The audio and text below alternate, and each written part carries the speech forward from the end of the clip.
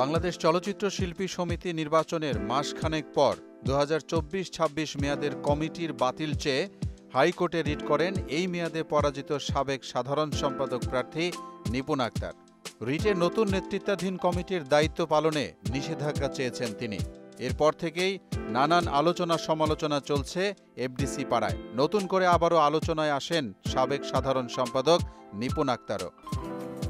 Walton fridge কিনে অনেকের মতো আপনিও হয়ে যেতে পারেন মিলেনিয়াল। সেরা পণ্যের সেরা অফার।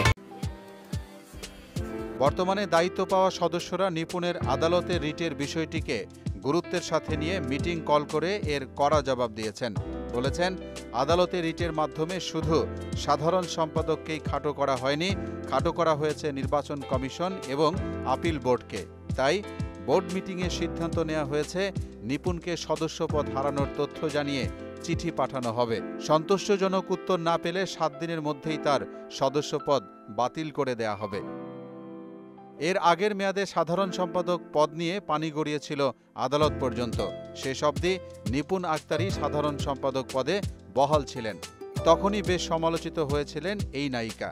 সে সময় গণমাধ্যমে শিল্পী সমিতি ও সাধারণ সম্পাদককে নিয়ে বাজে মন্তব্য করায় জায়েদ খানের সদস্যপদ বাতিল করেছিলেন নিপুণ আক্তার। এবার নিপুণ আক্তারও গণমাধ্যমে সমিতির সাধারণ সম্পাদকের বিরুদ্ধে কুরুচিপূর্ণ ও মানহানিকর মন্তব্য করেন। ফলে একই কারণে নিপুণ আক্তারও তার সদস্যপদ হারাতে পারেন।